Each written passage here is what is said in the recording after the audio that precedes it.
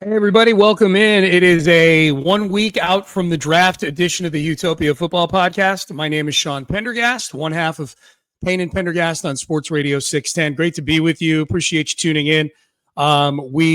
This is this week's episode of the podcast. It'll be a multi-episode week next week of the Utopia Football Podcast with days 1, 2, and 3 of the draft. At the very least, there will be a wrap-up of each draft day. We'll probably do a mailbag early next week. I'm expecting more emails coming in next week as the draft gets closer. We're in kind of this lull right now where we're getting emails in. We're going to do a mailbag today, but some of the regulars that usually are participating in the mailbag, I anticipate with the draft next week that we start seeing some of you popping up again. But it is always great. I have several new emailers this week too, so that's good. As long as I'm mentioning that, if you're watching on YouTube, you can see at the bottom right there, HOU mailbag at gmail.com is how you get in touch with me. It's how you get in touch with the podcast, which is me. So we're going to hit some draft stuff here. I'm recording this on Thursday around lunchtime, so we are about a week and 6 hours out from the draft. Nick Caserio met with the media yesterday. I've got a few takeaways from that. The NFL draft in general, the dynamic at the quarterback position and where that might be impacting the Houston Texans.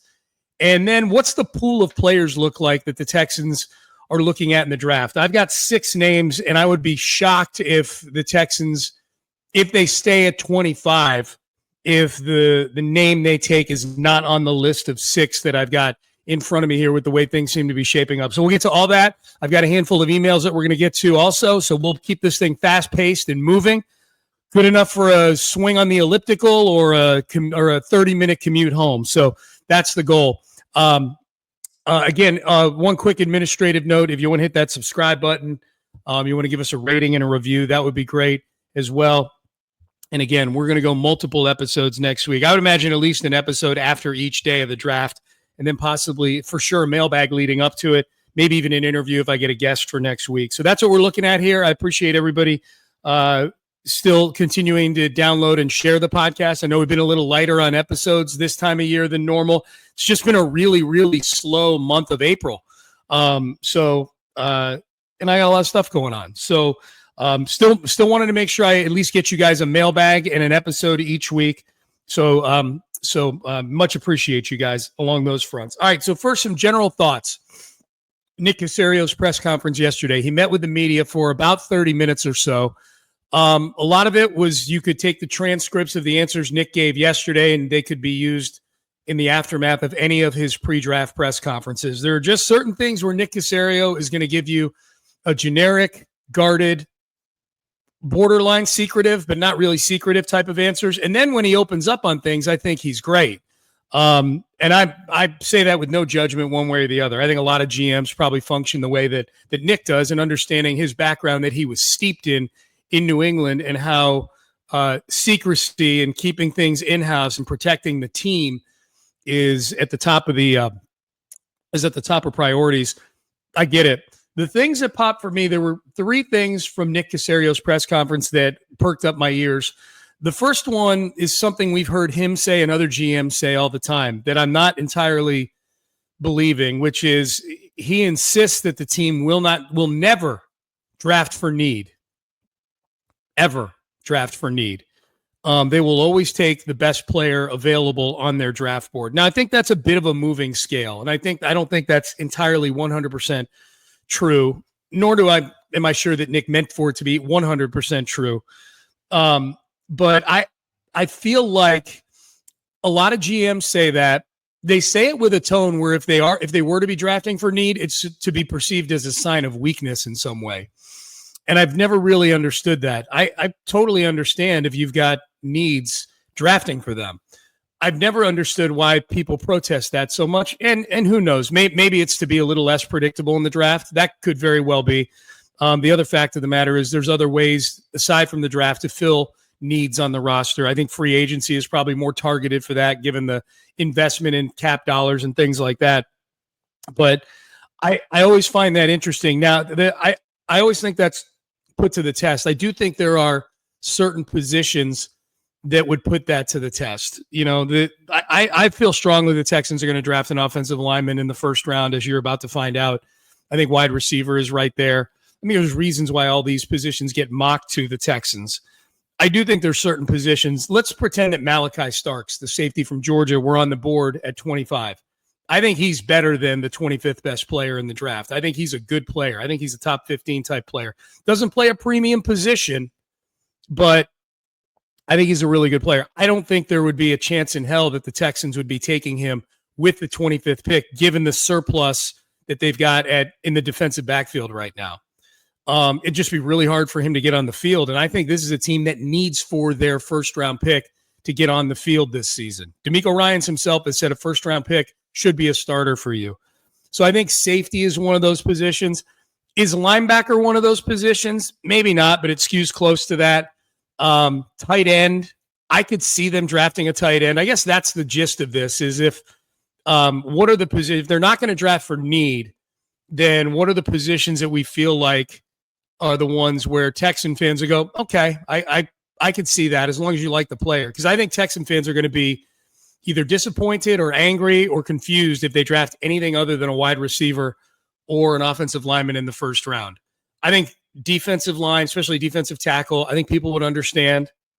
And this is, by the way, I'm not applying names to this exercise right now. I mean, obviously, if somebody were to slip at a position, like significantly slip, like someone who's considered, Will Campbell, who's thought to be a top 10, well, that's a bad example because that's offensive line. But if there were an edge rusher or something like that, who's a top 10 guy, like Abdul Carter's not slipping to 25 or anything like that. I think the positions outside of wide receiver and offensive line that I could see them go where fans would be like, all right, they're drafting best available.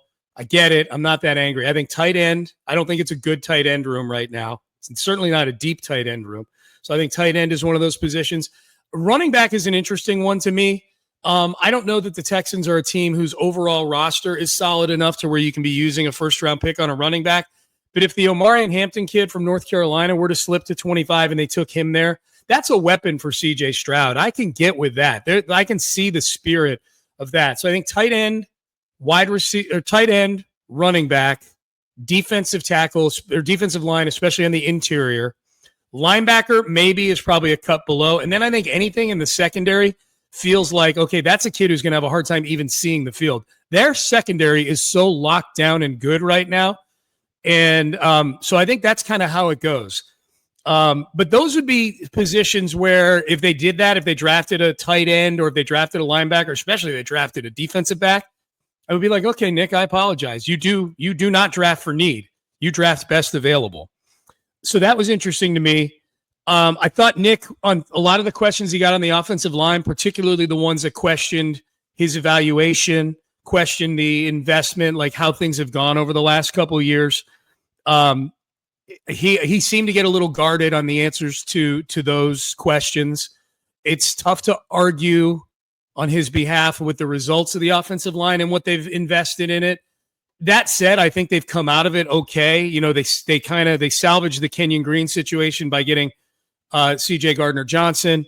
They salvaged the Laramie Tunsil situation by getting out from underneath his contract and in the process picking up a second and a third round pick plus some other draft capital. Shaq Mason was just a failure. That was a failed signing, at least in 2024. In 2023, he was at least out there and available. So the part to me, so not the parts where Nick got maybe a little defensive, but the part where he was asked about the strategy and the rebuild of the offensive line, that he made it out as if this was something they didn't really set out to do. That this was just something that these opportunities got presented to them and then they decided to make these moves.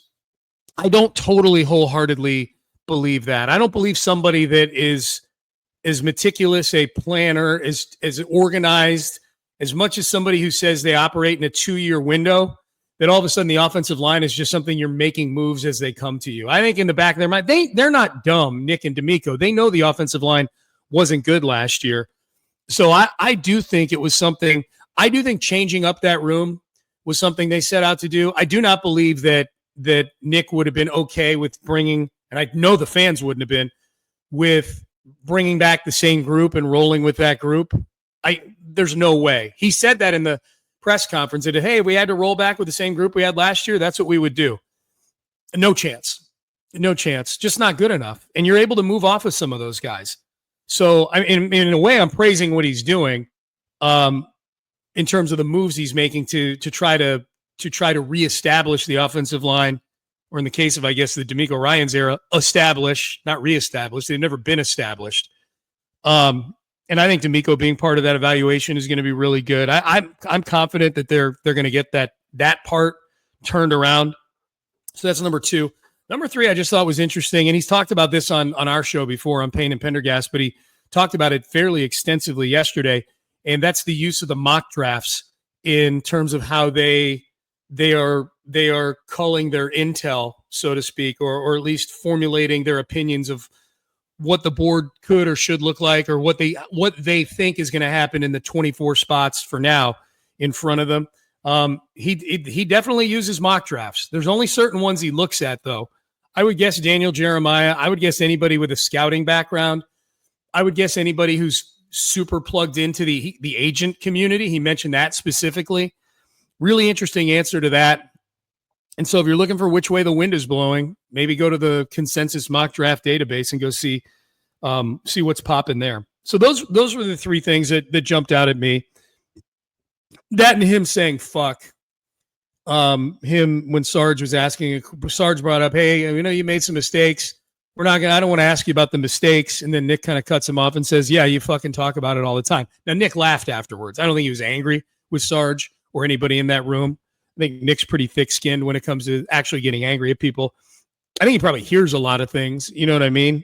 I don't think he's completely unplugged, but I don't think he takes any of it personally. That was just funny. That's the second time he's cursed in like 6 months. Way more than the magnificent Gladstone curses in Jacksonville. Don't get me started on that guy. As far as other NFL draft tidbits before we get into the mailbag, the quarterback situation in the draft is very interesting right now. We know Cam Ward is going to go number 1 overall. From there, Shedeur Sanders could go anywhere from 3 to the Giants. I think Travis Hunter's going 2 to the Browns. There's just too much smoke there. But Shedeur Sanders has a workout with the Giants today who are picking 3rd. Now, maybe the Giants are wanting to pick Abdul Carter and see if they can move back up into the first round to take Shedeur if he starts to slip into the teens or 20s. But Shedeur Sanders, I think, is going to fall at least to 9 to the Saints. And then if he doesn't get drafted by the Saints, then it gets very interesting. Throw in the dynamic of Jackson Dart from Ole Miss, his stock seemingly rising. And then you've got Jalen Milroe, who's going to be at the draft, but isn't really viewed as a surefire first rounder. And then you have Tyler Shuck, who of late was from Louisville, but before that, Oregon and Texas Tech. There's people talking about him as the best thrower in the draft. I think where the Texans fit into this, especially if Shedeur and Jackson Dart are drifting into the 20s. Now, they may not make it past Pittsburgh at 21, who they don't have a quarterback right now. They got Mason Rudolph. That's it. And then maybe Aaron Rodgers. Who knows? But the Texans are sitting in a very interesting spot at 25 if there's still a lot of college quarterback jumble going on in the 20s, because that's an opportunity to move back. There might be a team looking to move up, and I think 25, thereabouts, is about the time teams would start looking, especially if there's multiple quarterbacks who could go at the back end of the first round. Sometimes quarterbacks go a little earlier than they normally. Well, a lot of times they go earlier than they should, obviously, with as many failed quarterbacks as there are. But that back end of the first round, teams like to trade in there to get a quarterback so they get that extra year of control with the 5th-year option. So I think the Texans are in a good spot if they want to move back. Now, I'm going to the draft party that night. If they move back and out of the first round, that'd be very interesting. I kind of want to be there for that just to see what it's like. That would be fun for me, just from a content standpoint. I'm the same person who was excited to be at the Journey concert at the rodeo this year that got cut off 4 songs in because I got to see the reaction to it. I'm at this stage of my life, I'm all about watching people react to things. I don't get angry about stuff. I like watching other people get angry. That's not entirely true. I do get angry about stuff, but not about trivial stuff like, oh, the draft party got ruined. Oh, the Journey concert got cut short. I get angry about people that are looking at their phones at traffic lights and don't move. I get angry at you people. If you're one of those people, thank you for downloading the podcast, but stop doing that. I think last point on the draft before I get into the mailbag, man, I'm excited for the draft. I would be shocked if the Texans draft pick didn't come from this pool of 6 players. I've got 5 offensive linemen and a wild card here. Kelvin Banks, Tyler Booker, who Daniel Jeremiah said yesterday that he said definitively it's going to be one of those 2. So it's not like I'm stepping out on a huge limb. But I would add Gray Zabel, because you never know. Banks and Booker could be gone by the time the Texans are picking. I would add Gray Zabel. I would add Josh Connerly. I'm adding Donovan Jackson. I'm not putting Josh Simmons in there because the patellar thing, I'm wishing that out of existence, him being drafted by the Texans. My wild card name, I don't think he's going to be there at 25, but it's the name I want, is Matthew Golden, the wide receiver from Texas. I think aside from Travis Hunter, who, depending on how you look at him, receiver, cornerback, Golden is the one who's got the most juice to me. He reminds me of Tank Dell, like a taller version, slightly tall. He's 5'11". It's not like he's, some giant. But I love Golden's game. I really do. And I would hope that if he's there, then you just, whatever you were looking at other positions, toss out the window and then figure it out in the second and third round. Take him. So that's my pool. That's my 6 guys right there. I take those 6. You take the field. What do you have? Am I being bold here or not? I don't think I'm being super bold. Might need to remove a name or 2. All right, I'll give you Donovan Jackson and Gray Zabel. So I get Banks, Booker, Connerly, and Golden in the field. I may pose that to Seth tomorrow. Seth, question. All right. So there you go. All right, let's get to some mailbag questions here. Let's rapid fire some of these. Again, appreciate you guys downloading, tuning in. Subscribe, rate, review. As long as we're going to talk mailbag, let's put the email address at the bottom of the screen. Shoot me an email. Even if it's not a question, let me know what you think. Any suggestions for the podcast? We're just a few months away from the start of training camp. It'll be here before we know it. First, before I do the questions in the podcast, Coach Middle Screen, if you're listening, thank you for the Texans breakdown as seen through the lens of artificial intelligence that you sent me. I don't know if I was supposed to do anything with that for the podcast or if you were just sending that to me because we're buddies. Even though I don't know if Middle Screen, have we ever met? I feel like we've met before. I know we've met several times through my email and DMs on Twitter and you texting the show. But at any rate, I thank you for the breakdown.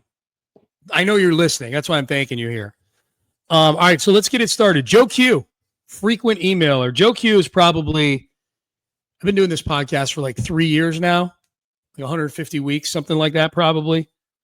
However, 150 mail. I've probably done over 100 mailbags, something like that. I feel like Joe Q's emailed to like 98% of them. So here we go. Nick has made so many moves that it seems to have crowded out your typical schedule and opposing QB analysis. Joe Q. I always read that as snark, that I like to talk schedule and opposing QBs. You did give the remarkable deductive reasoning that we'll play in Brazil, but I haven't heard a peep from you about schedule on the podcast since then. I do love me some schedule talk. I don't know what that says about me. And by the way, it looks like as awesome, remarkable, to use your word, Joe Q, as my deductive reasoning was on why the Texans would play in Brazil. I think I said definitively I thought they would play there. It looks like it's going to be the Chiefs and the Chargers. Looks like the NFL doesn't give a shit that they're staging a division game in Sao Paulo, Brazil. I'd be pissed if I were both teams about that. I'd be pissed if I were the Chargers that I've got to travel to Brazil to play a home game in the division against the Chiefs. And I'd be kind of pissed if I were the Chiefs because I think there's going to be a louder anti-Chiefs crowd there than there would have been in LA. So it's a weird situation where I think both teams should be pissed. Anyways, here's Joe Q's scheduling question. Obviously, the first place schedule will be tough. We once again play Mahomes, Allen, and Lamar. 3 quick questions. Would you agree that we need to go 11-6 or better to believe we have improved? I do believe that, Joe Q. Yes. 10-7, 10-7, and then a 10-7 with a normal amount of injuries and things like that. There's always a little bit of nuance to everything. I think the biggest thing, and I haven't read your next two questions yet, so if I'm answering those preemptively, I apologize. They've got to stop losing games that they have no business losing. I'm more upset about that than I am not beating the Ravens or not beating the Chiefs. Obviously, you need to eventually break through and beat those teams. But if last year, if you just beat the Titans at home and you beat the Jets on the road and there's at least one more, well, if you hold a lead against the Lions, I can't get mad about losing to the Lions in a vacuum, but I can get mad about the way they lost to the Lions last year. There's at least two games, and I'm probably missing one. I know, but that's 12-5 right there. I mean, they were 10-7. You beat the Jets and you beat the Titans, and I can deal with the rest. Second question. So yes, I think in general 11-6. They need to be 11-6 next year for me to feel like this thing's going in the direction it should be, because CJ is going to get a contract extension soon. Do we need to go 2-1 against that big three to have a puncher's chance at the 2 seed? Probably so. Because you're going to need you need those wins, right? The 2 seed was 13-4 last year, I think. So you have very few mulligans. The other thing is you need tiebreakers possibly to get the 2 seed. If there's 2 or 3 teams that are 12-5, you go 2-1 against the Ravens, the Bills, and the Chiefs. I feel pretty good about where I'd be tiebreaker wise. If it's that one of those 3-way tiebreakers where it's everybody's record against everybody, or if it's 1-way tiebreaker that you would beat one of those teams head to head. So I think tiebreakers are key. And number 3, have you made psychiatric precautions to prepare yourself for a loss to a team quarterbacked by Daniel Jones? Yes and no. If I'm not mistaken, the Texans lost to Daniel Jones, that one good season Daniel Jones had in 2022. So I've seen it before. It's not like it's a Sasquatch or something like that. But no, I've not taken those precautions yet, and I probably need to, because Daniel Jones looks like a dope. He just looks dumb.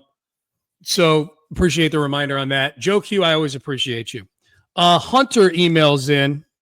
I agree that teams sometimes draft at least partially on need. With that in mind, what positions are off limits with the 25th pick in the draft? I think I just kind of went through that. So my apologies, Hunter, on that one. That's your email probably is what made me think of that as a topic, and then I just gave it all away. So Hunter, I answered your question already. I appreciate you. You're a new emailer, so keep sending them in.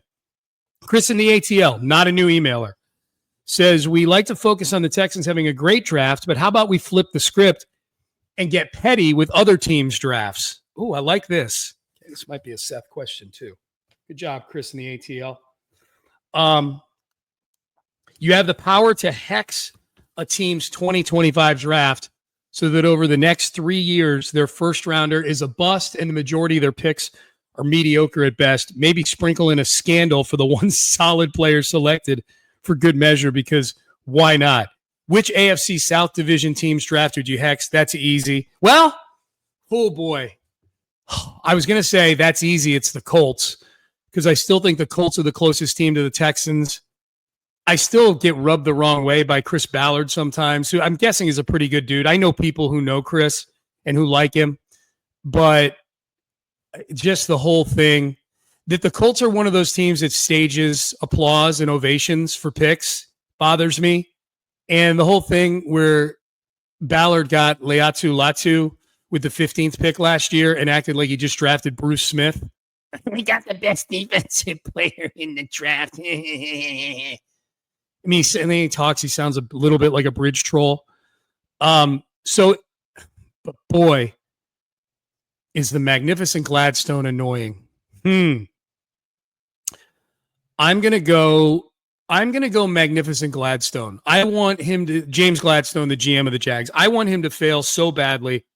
Ballard, I think, is actually probably a good dude. Like, again, I know people that know him. I have friends that know him professionally or even knew him in high school when he was from this way in Texas. I think I would like to have a beer with him. I think I would dump my beer on Gladstone's head.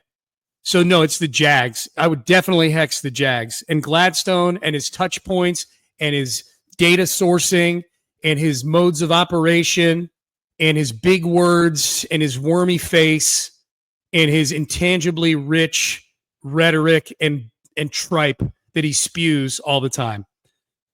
So it's definitely Gladstone.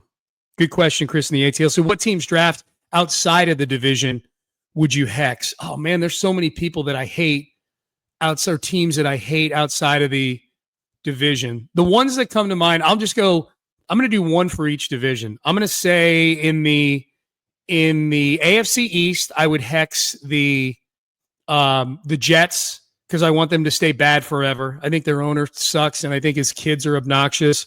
So that would be it in the AFC East. In the AFC North, definitely Cleveland. I want Cleveland to stay miserable forever. I want them to fail with every decision that they make. I want the aftermath of the Deshaun Watson trade to be forever. Not we'll be out of this in 2 years or we'll be out of this in 5 years. The aftermath is over. I want the aftermath of the Deshaun Watson trade to be when the world ends. When the world turns into some big fiery pile of dust, that is when the book is closed on the Deshaun Watson trade. In the AFC West, the Chiefs, for sure. That's an easy one. We need them to start failing miserably. In the NFC East, the Giants will do it on their own. I don't need to hex the Giants. I don't really need to hex the Cowboys either, but I'm going to. I'll hex the Cowboys and Jerry Jones.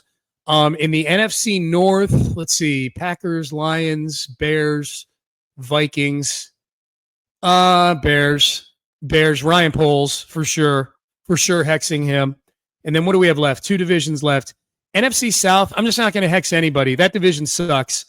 I'm going to just I'm going to be like the Demogorgon in Stranger Things, where the kids are hiding in the room behind the door, and for some reason the Demogorgon just decides to stop, sniff around, and then just keeps walking. Like, I can smell these kids in this room, but I don't need to eat them. They're fine.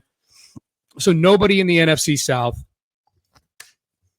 And then in the NFC West, Rams, Cardinals, Seahawks, Niners, Rams. I think the Rams still get too much love. I think the Rams are a slightly better than average team that gets treated like an elite team sometimes because they won a Super Bowl 3 years ago. So that'll be mine. Good question, Chris. I hexed way more people than you thought I would. Brian in Iowa. Got a few more questions left here. Brian in Iowa. Our hope is that the O-line becomes more uniform and CJ stays healthy for the next 10 plus years.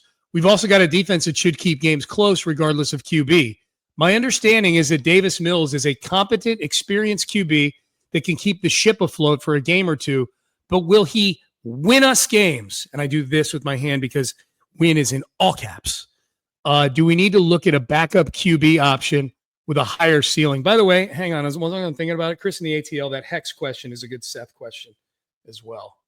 No, I wrote that down already. Okay, good. Davis Mills. Sorry about that, Brian in Iowa. The ADD kicking in. Will Davis Mills win us games? Do we need to look at a backup QB option with a higher ceiling? I'm not saying burn a high draft pick on one, but should we address it somehow? How do you feel about our backup QB situation? I feel fine. Davis Mills is, I would say, a middle to slightly above the middle of the pack backup QB, and he's making $5 million a year. Who are you going to go get right now? Unless Aaron Rodgers is willing to be a backup QB, there's nobody out there. Ryan Tannehill staying in shape, he could be a backup QB. My point is that, the seats are kind of all taken. So I'm fine with Davis Mills. And I think the big thing is the defense. I think there's a lot of quarterbacks you could plug in if something were to happen to CJ, and you're going to be competitive in a lot of games because that defense is going to keep you in a lot of games. That defense is going to be fierce, man. It is going to be fierce. I say all this to say, I wish I had a sexier answer for you, Brian. I'm fine with Davis Mills. And now he's in the system. Well, he was in Bobby's system. Never mind. No system talk. I like Davis Mills. He's fine. All right. Ban in the South. Shout out to France in the North as well. I look forward to you emailing the show again at some point soon. France in the North. Ben in the South. Would you rather, and he says, feel free to replace with any comparable player. Would you rather go O-line first round, maybe Booker, and then wide receiver second round, maybe Jalen Royals from Utah State? Or would you rather go wide receiver in the first round, Ibuka, and then O-line in the second round, and he gives me Tate Ratledge, the guard from Georgia. I've kind of laid out how I want Matthew Golden, so I'd rather go first-round wide receiver if Golden is there, and then O-line in the second round, or even maybe even best available in the second round, and then make sure you get a couple of O-linemen in the third. You got 2 third-round picks right now. Now, keep in mind, their picks right now are 25, 58, 79, 89, 166, and then 2 seventh-round picks.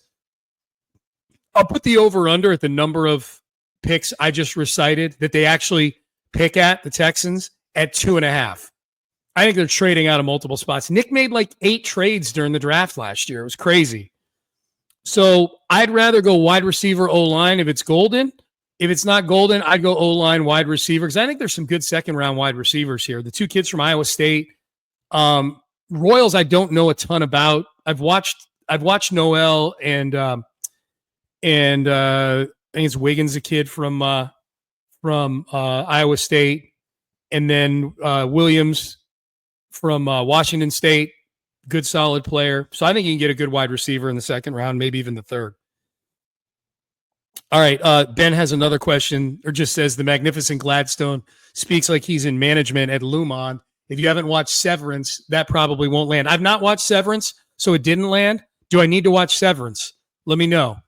I just finished Stranger Things, all 4 seasons that are out there. So waiting on season 5 now. I've been more documentary based lately than series based. We watched Bad Influencer over the weekend. Amy and I did the documentary about that crazy mom who filmed a ton of YouTube, who's at the time, like a 10-year-old daughter became a YouTube sensation. And they created like their own version of the Mouseketeers and had a bunch of her friends come over, and they would film like 12 hours a day. She would treat these kids like indentured servants. It was wild. It's a 3-episode documentary, and each episode is 45 minutes. If you're into social media and influencer stuff, which I am into, I do a little bit of it. I'm not saying I'm a Kardashian or anything like that. But if you follow me on Twitter, you know that I do sponsored videos for some companies and things like that. There's some really interesting stuff there. But the big story is just what an ogre the mom was. And I'm not even beginning to give her credit for what a bitch she was and maybe still be. All right, I've got 3 more questions here. I'm going to rapid fire these. Sean, you seem more optimistic than most when it comes to covering our local teams. That said, 2020 through 2022 had to be tough for even you. What was your low point in covering these teams where you kind of said, what am I doing? I never say that. Even when the teams were shitty, and I'll throw the Rockets in there too, it never affected the enjoyment of my job.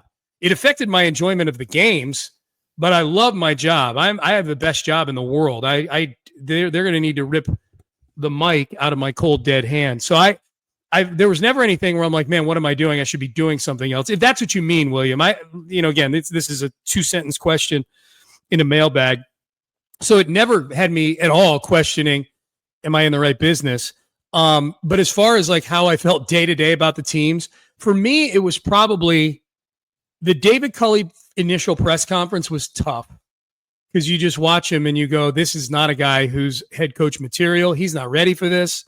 He's got answers that are awful. He's not prepared for this press conference. He wore a green shirt and a dark green tie to his opening press conference for a team whose colors are red, white, and blue right over my shoulder there. So that was probably it. Like any low point probably involves the David Culley era, that 2021 season. That was just insane. I would go back and watch a documentary about that season. It was insane even if Deshaun Watson wasn't lurking around. But that Deshaun was still lurking around and at practice and stuff was just crazy. Crazy. It's so wild to think that was 4 years ago, but it's so wild to think that during D'Amico's first season that was only 2 years before that. Man, don't tell me a head coach doesn't make a difference, man. Wow. So that's probably the answer to that question. But never in the world questioning this job. I love what I do. 2 more questions. Tara says, new Hard Knocks rules. Where do the Texans stack up against the other eligible teams?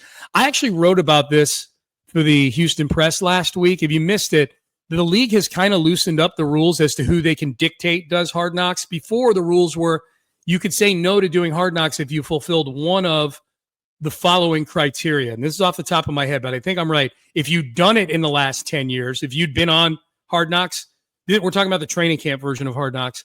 So the Texans just had that, or this year will have that exemption expire if it were still that. They lowered that to 8 years now. The other exemptions were if you'd been to the playoffs the last 2 years, they got rid of that. So now it doesn't matter if you made the playoffs. The other exemption is if you have a first-year head coach. They kept that one in. So now that the teams that have been to the playoffs the last couple of years are eligible for Hard Knocks, it used to be you'd whittle it down. There'd be like 4 teams left that weren't allowed to say no to Hard Knocks.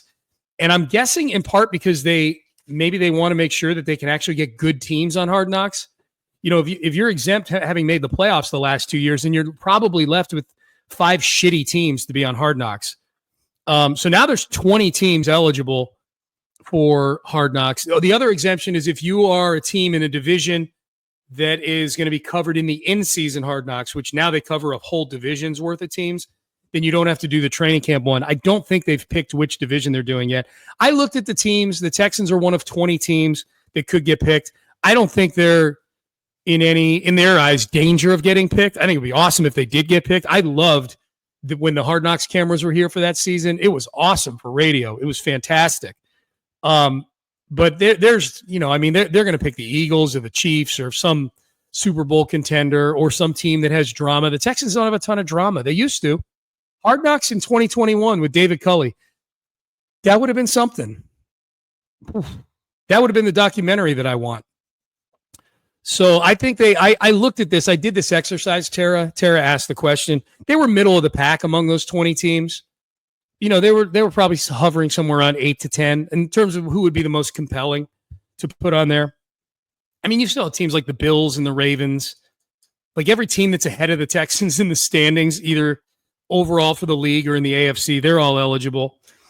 All right. Roger says, don't be afraid to share some thought. This is the last question. Don't be afraid to share some thoughts on the Rockets. Do they get it done against Golden State? Yes, I think they do. I think they're getting criminally disrespected. I think that game they played against Golden State down the stretch where they smoked them at home was not just some random occurrence. I think that was real. Golden State was playing for something in that game. So, yeah, I do. I think this is a big opportunity for Jalen Green to show that the improvement and ascension that he's had this year can continue and applies to not just winning regular season basketball, but winning playoff basketball. And this is why you signed Dylan Brooks and Fred VanVleet and you traded for Steven Adams for this type of series. So, yes, I think they win. I think they win in 7. All right. Again, HOU mailbag at gmail.com. Subscribe, rate, and review the podcast as well. All right. I got to head to the Apple store. My cover on my iPhone is all messed up. So anyways, that's not your problem. That's my problem. So anyway, and I go to the Apple store because they'll put it on there for me. I suck at putting the plastic cover on these damn phones. So with that in mind, we'll be back next week with multiple episodes. The draft is a week away. I appreciate everybody tuning in. Appreciate Jared Rowland, my producer, for getting this podcast out to all of you. We will see you again next time. Have a great weekend, everybody.